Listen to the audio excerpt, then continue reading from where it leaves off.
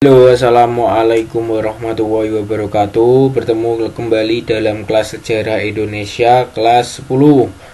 Hari ini kita akan membahas tentang perkembangan kehidupan masyarakat praaksara berdasarkan corak kehidupannya.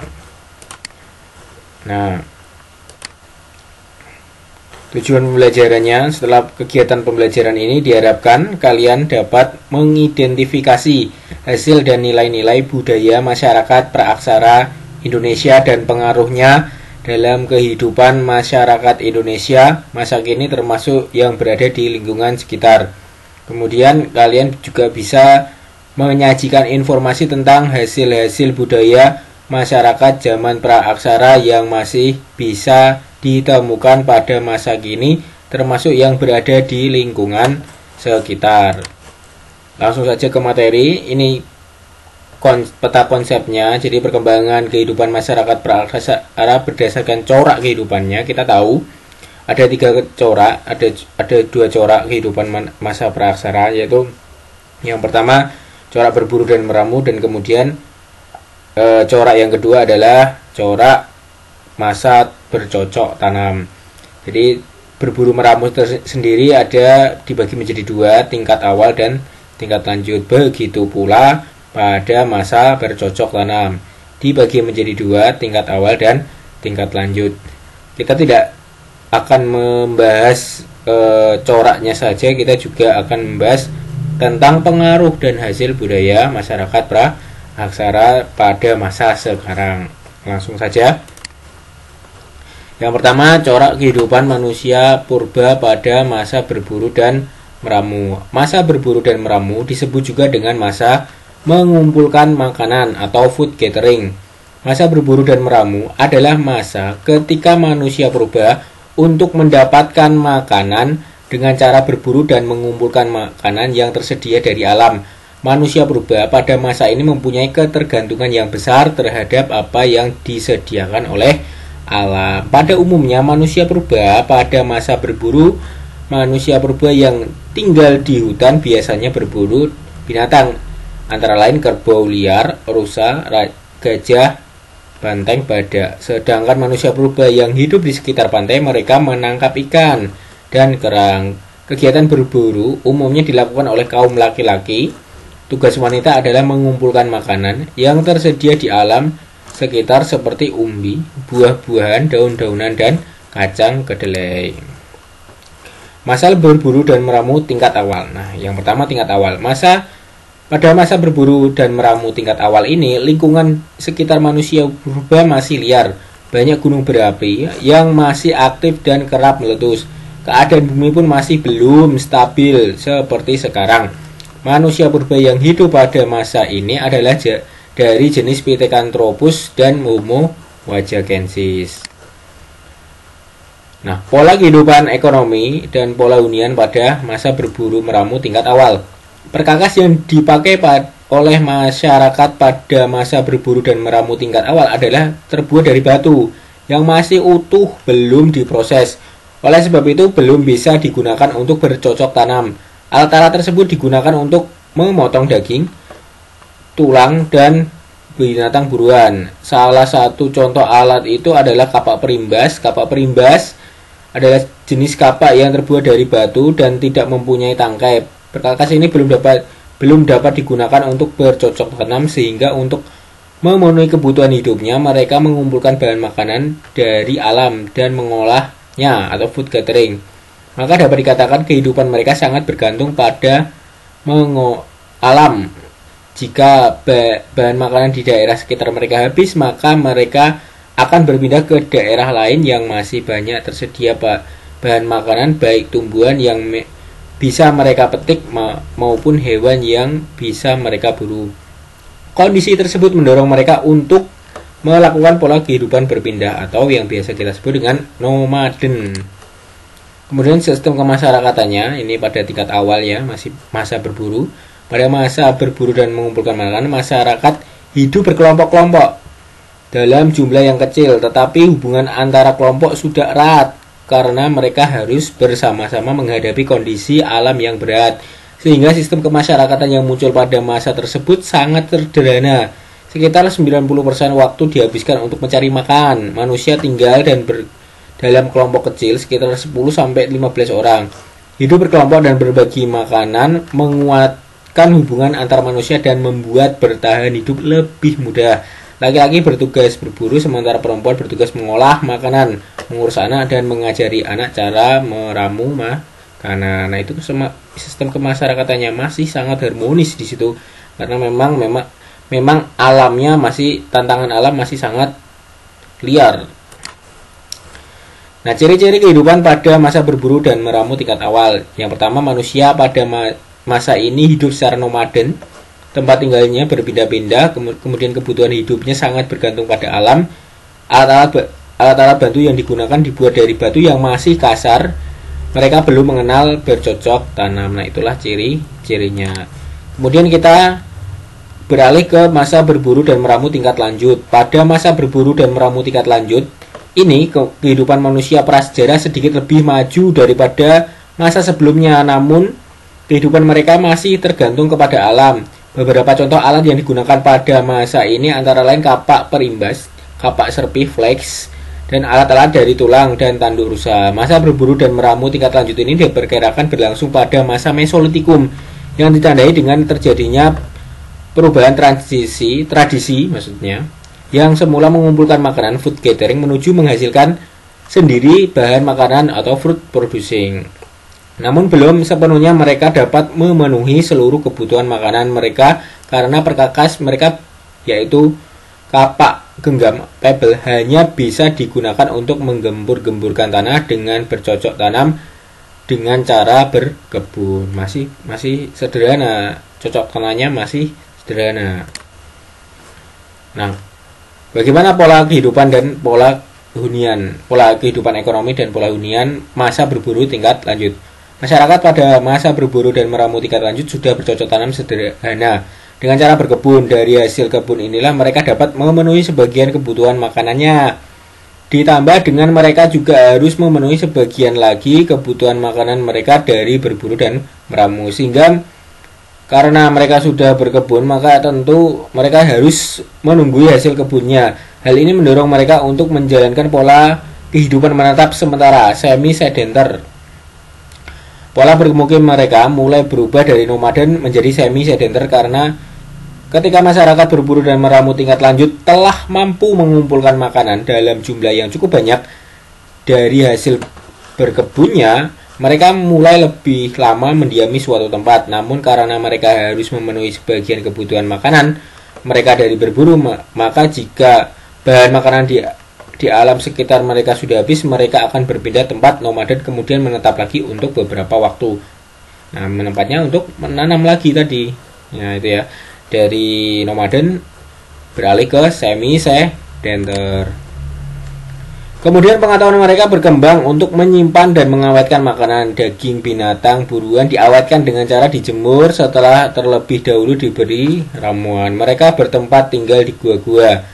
Ya, gua-guanya namanya Abyss Roach yang kita bahas minggu yang lalu.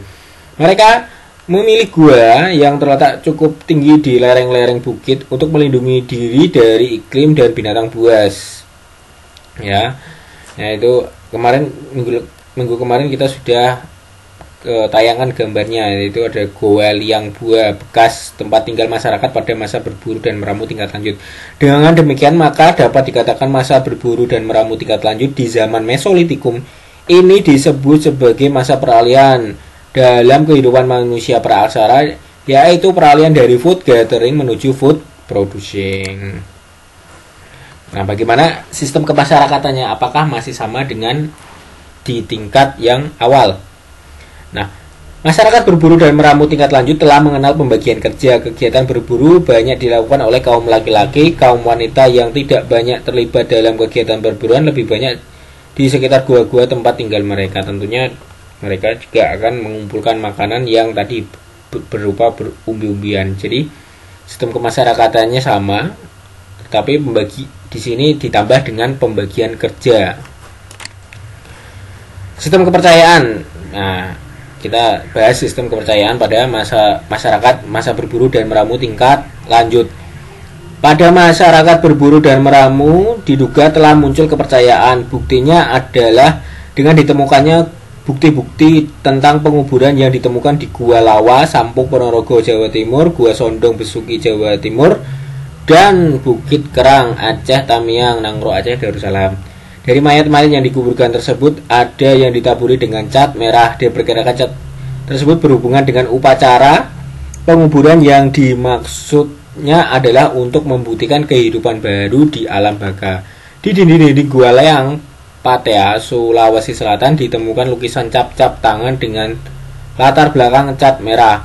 Menurut para ahli, hal tersebut mungkin mengandung arti kekuatan atau simbol kekuatan pelindung untuk mencegah roh-roh jahat. Ada beberapa gambar jari yang tidak lengkap. Gambar tersebut dianggap sebagai tanda adat berkabung. Nah, itu sistem kepercayaan mereka sudah mengenal roh nenek moyang. Bagaimana ciri-ciri kehidupan pada masa berburu dan meramu tingkat lanjut? Yang pertama, manusia purba yang tinggal di dekat pantai mencari makanan di laut, yang kemudian meninggalkan sampah dapur bekas, sisa-sisa makanan, atau disebut juga Kyokenmondinger. Kemudian yang kedua, sudah mulai mengenal bercocok tanam namun masih sederhana, berpindah-pindah tergantung kesuburan tanah. Yang ketiga, pada masa ini manusia prasejarah hidup secara berkelompok, menempati gua-gua secara semi-sedenter, tinggal cukup lama di suatu tempat. Gua-gua yang dihuni umumnya pada bagian atasnya dilindungi karang atau disebut juga abyssosroch. Pembagian tugas yaitu pria bertugas berburu dan wanita bertugas bercocok tanam. Kemudian kita beralih ke corak kehidupan manusia purba pada masa bercocok tanam. Masa bercocok tanam tingkat awal. Nah, kita langsung saja cari tahu tentang kehidupan ekonomi dan pola hunian. Selain bercocok tanam, manusia purba juga memenuhi kebutuhan hidupnya dari berternak. Hewan-hewan yang dulu mereka buru sekarang mereka ternakan. Masa bercocok tanam ini diperkirakan berlangsung sejak zaman Neolitikum. Pendukung kebudayaan kehidupan pada zaman ini adalah sudah dari jenis Homo sapiens atau makhluk cerdas yang berasal dari rumpun Melayu. Pada zaman ini terjadi perubahan besar dalam pola kehidupan masyarakat purba, yaitu perubahan dalam cara mereka memenuhi kebutuhan hidupnya dari berburu dan mengumpulkan makanan, food gathering, menjadi menghasilkan bahan makanan, food producing, dan perubahan dalam pola hunian dari berpindah-pindah nomaden menjadi menetap sedenter.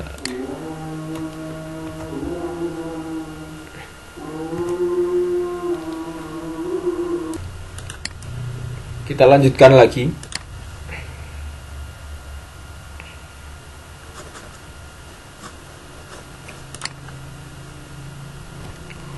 Kita cari tahu pola kehidupan ekonomi dan pola hunian. Perubahan tersebut dipengaruhi oleh perkakas yang mereka miliki saat itu. Masih tadi ya, dari mereka nomaden yang berpindah-pindah menjadi sedenter. Karena adanya perubahan perkakas yang mereka miliki, yaitu kapak persegi dan kapak lonjong yang dihasilkan dari proses mengasah batu yang mereka gunakan sebagai perkakas karena mereka sudah memiliki kepandaian mengasah atau mengumpam. Dengan diasah maka perkakas mereka sudah lebih tajam dari perkakas sebelumnya sehingga sudah bisa digunakan untuk menggali tanah dan untuk berladang. Selain berladang untuk memenuhi kebutuhan hidupnya, mereka juga mengembangkan kegiatan berternak. Hewan-hewan yang dulunya mereka buru pada saat ini telah mereka ternakan. Nah, itu ya kehidupan ekonominya. Masih kita lanjutkan lagi. Pola kehidupan berladang dan berternak yang dikembangkan oleh masyarakat pada masa ini mempengaruhi pola hunian mereka. Cara bercocok tanam dengan berladang tentu membutuhkan waktu yang lebih lama untuk bisa dipanen. Sehingga hal ini mendorong mereka untuk memulai pola kehidupan menetap. Apalagi selain sudah bercocok tanam, mereka juga sudah berternak. Sehingga bisa kalian bayangkan tentu tidak mungkin mereka berpindah-pindah membawa hewan ternaknya. Nah, itu ya pola huniannya mereka sudah ternak karena ekonominya mereka mulai bercocok tanam atau berladang. Kita cari tahu pada sistem kemasyarakatan pada cocok tanam tingkat awal. Kehidupan masyarakat pada masa bercocok tanam mengalami peningkatan cukup pesat. Masyarakat praaksara pada saat itu telah memiliki tempat tinggal yang menetap. Mereka memilih tempat tinggal pada suatu tempat tertentu. Hal ini dimaksudkan agar hubungan antar manusia di dalam kelompok masyarakat semakin erat. Eratnya hubungan antar manusia di dalam kelompok masyarakat merupakan cermin bahwa manusia tidak dapat hidup sendiri tanpa anggota masyarakat lain. Dan jadi hubungan antar manusianya semakin erat dibandingkan pada masa sebelumnya, yaitu berburu dan meramu. Sistem kepercayaannya bagaimana? Nah, kita cari tahu juga. Kehidupan sosial yang dilakukan oleh masyarakat pada masa bercocok tanam ini terlihat dengan jelas melalui cara bekerja dengan gotong royong. Setiap pekerjaan yang dilakukan oleh masyarakat selalu dilakukan dengan cara bergotong royong. Di antaranya pekerjaan bertani, merambah hutan, berburu, membangun rumah, dan lain-lain. Cara hidup bergotong royong itu merupakan salah satu ciri kehidupan masyarakat yang bersifat agraris. Kegiatan gotong royong hingga saat ini masih tetap dipertahankan terutama di daerah pedesaan. Dalam kehidupan masyarakat bercocok tanam, sudah terlihat peran pemimpin primus inter pares. Gelar primus inter pares di Indonesia adalah ratu atau datuk. Artinya orang terhormat, dan patut dihormati karena kepemimpinannya, kecakapannya, kesetiaannya, dan pengalamannya, serta yang lain-lain. Jadi itu ya. Jadi ada seorang pemimpin namanya gelar primus inter pares, atau ratu, atau datuk, atau kepala suku bisa. Bagaimana sistem kepercayaannya? Kepercayaan masyarakat pada masa bercocok tanam mengalami perkembangan. Mereka telah mempunyai konsep tentang alam dan kehidupan setelah kematian. Mereka percaya bahwa roh nek seorang tidak lenyap pada waktu meninggal. Penghormatan terhadap nenek moyang atau kepala suku yang diagungkan tidak berhenti pada waktu kepala suku telah meninggal. Penghormatan terus berlanjut menjadi sebuah pemujaan. Kepercayaan tersebut diwujudkan dalam berbagai upacara keagamaan seperti persembahan kepada leluhur dan upacara penguburan mayat yang dibekali dengan benda miliknya. Mereka percaya bahwa roh nenek moyang selalu mengawasi mereka. Oleh karena itu mereka selalu meminta perlindungan dari ancaman kelompok lain, binatang buas, dan ancaman dari adanya wabah penyakit. Jadi itu ya, masih sama, hampir sama dengan masa berburu dan meramu. Mereka percaya roh nenek moyang, tapi lebih dari hanya sekedar percaya saja, mereka juga meminta perlindungan dari penyakit dan hewan buas. Masih dalam sistem kepercayaan ya. Sistem kepercayaan masyarakat praaksara telah mendorong berkembangnya kepercayaan animisme dan dinamisme. Kepercayaan animisme merupakan sebuah sistem kepercayaan yang memuja roh nenek moyang, sedangkan menurut kepercayaan dinamisme ada benda-benda tertentu yang diyakini memiliki kekuatan gaib, sehingga benda tersebut sangat dihormati dan dikeramatkan. Contohnya yaitu kapak yang dibuat dari batu kalsedon, batu indah yang dianggap memiliki kekuatan. Dengan demikian kepercayaan masyarakat prasejarah adalah animisme dan dinamisme. Itu ya, kepercayaannya sudah memiliki kepercayaan animisme dan dinamisme. Percaya kepada roh nenek moyang, percaya kepada benda-benda memiliki kekuatan di luar kekuatan manusia. Bagaimana ciri-ciri kehidupan pada masa bercocok tanam dan berternak? Nah, ciri-cirinya yaitu yang pertama, teknologi dalam menghasilkan perkakas untuk memenuhi kebutuhan mereka telah berkembang dengan dihasilkannya kapak lonjong dan kapak persegi terbuat dari batu yang telah diasah. Kemudian yang kedua, pada masa ini manusia sudah menetap di suatu wilayah secara berkelompok. Hal ini dipengaruhi oleh pola kehidupan ekonomi mereka yang sudah bercocok tanam dan berternak sehingga tidak memungkinkan mereka untuk berpindah-pindah. Ya, teknologinya yang dihasilkan ini sudah lebih berkembang, kemudian pada sudah menetap, kehidupannya sudah menetap dan berkelompok, tidak berpindah-pindah. Kemudian yang ketiga, sudah terdapat pola pembagian kerja akibat kegiatan bercocok tanam yang telah mereka kembangkan membutuhkan waktu dan perhatian yang lebih fokus, maka ada di antara mereka yang berprofesi sebagai petani, ada pula yang berprofesi sebagai pembuat perkakas. yang dibutuhkan dalam kegiatan pertanian seperti kapak lonjong, kapak persegi, tembikar, dan lain-lain.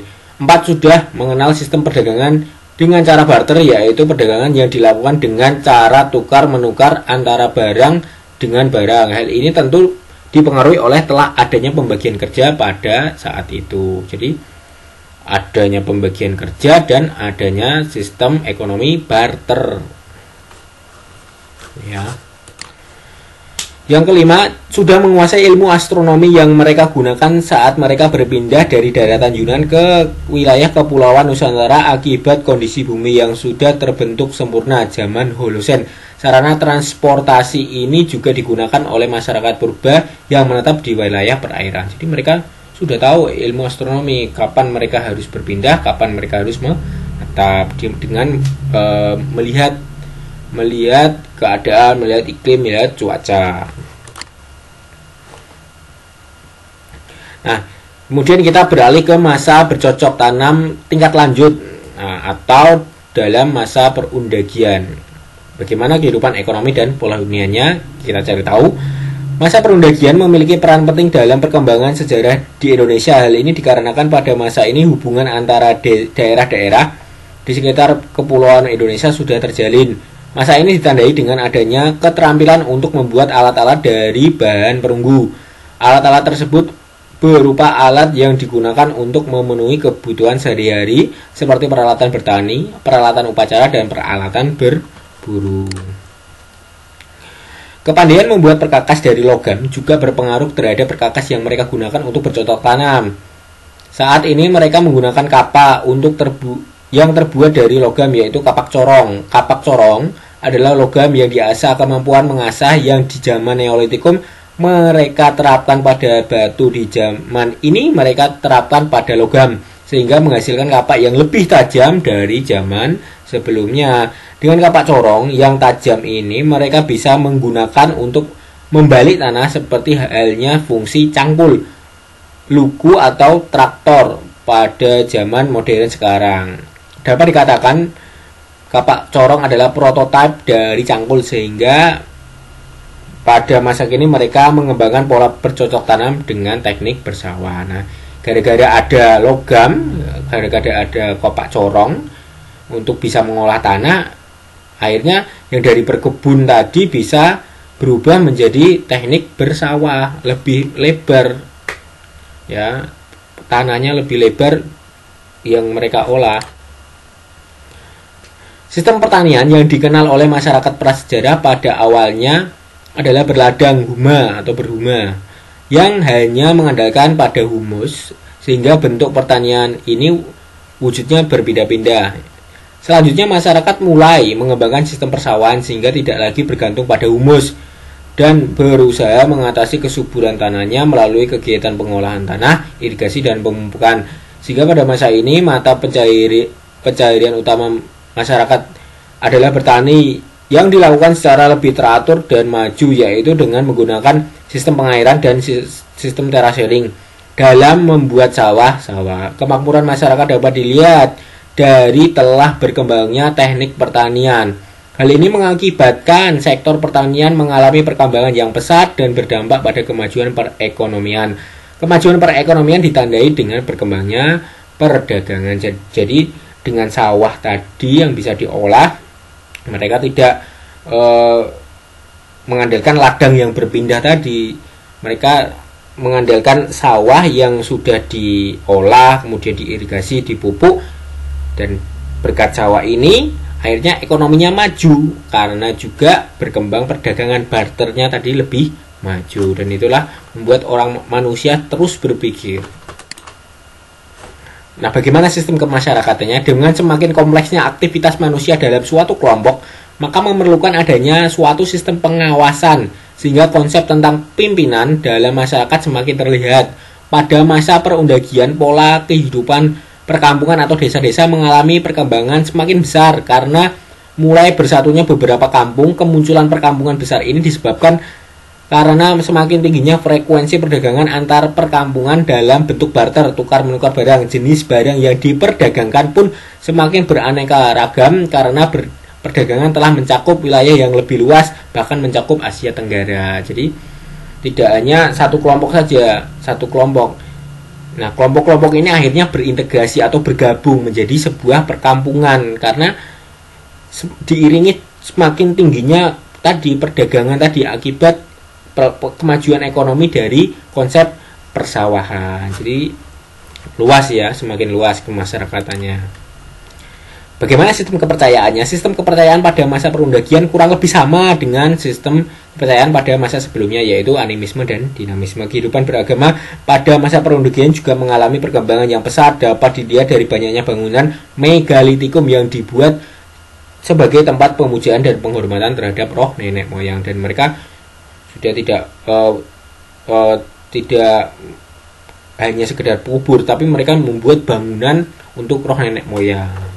Bangunannya tidak kecil tapi besar karena sini ada megalitikum. Ciri-ciri kehidupan pada masa perundagian. 1.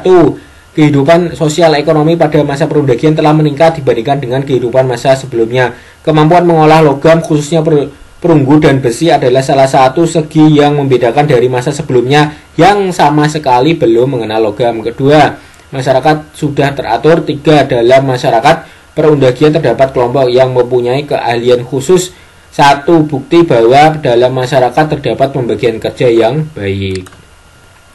4. Bahan untuk membuat perkakas logam seperti perunggu, timah, dan besi harus didatangkan dari suatu tempat sehingga terdapat suatu perdagangan yang meliputi berbagai daerah.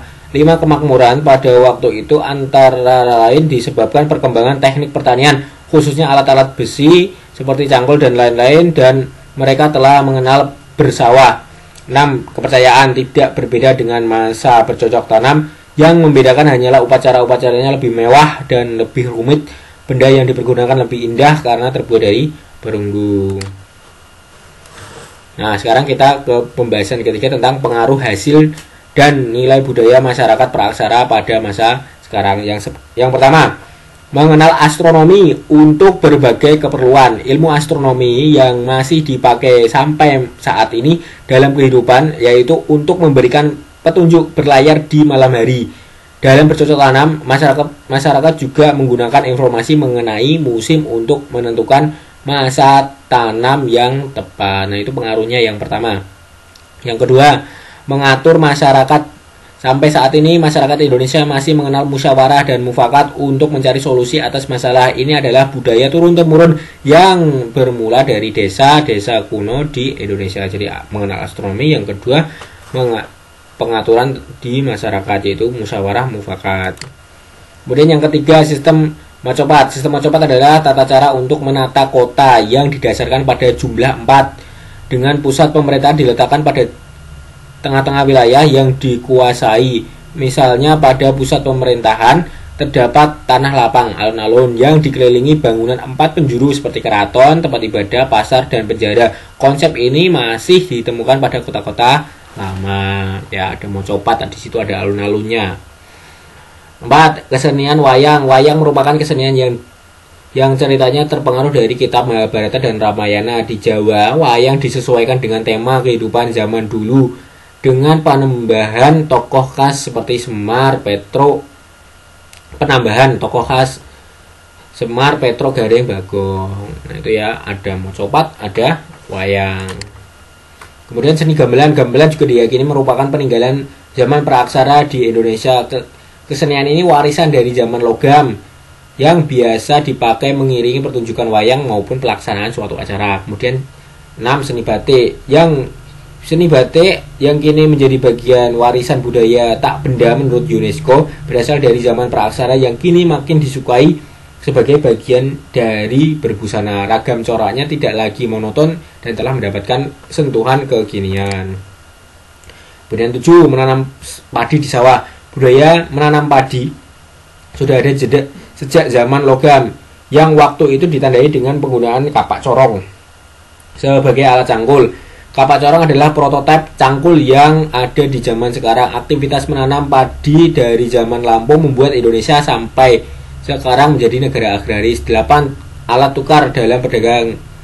Manusia zaman praaksara sudah mengenal barter untuk mencukupi berbagai kebutuhan hidupnya. Tukar menukar barang Barter telah ada semenjak zaman Neolitikum. Barter masih terjadi sampai sekarang. Jadi sawah dan barter itu ya masih ada.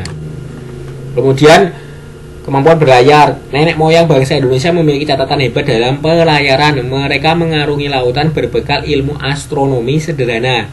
Hal itu tampak dari perpindahan masyarakat Yunan di Cina menuju Nusantara pada zaman logam. 10 seni logam. Kemampuan membuat barang dari logam diturunkan sejak zaman dulu menggunakan teknik acir perdu. Teknik ini diterapkan dengan membuat lebih dulu cetakan, lalu logam cair dimasukkan ke dalamnya. Cetakan dibuat dari batu, tanah liat, dan sebagainya. Nah, itulah pengaruh dan hasil nilai budaya masyarakat praaksara pada zaman sekarang. Itu yang dapat saya sampaikan. Terima kasih atas perhatiannya. Saya akhiri, semoga bermanfaat. Assalamualaikum warahmatullahi wabarakatuh.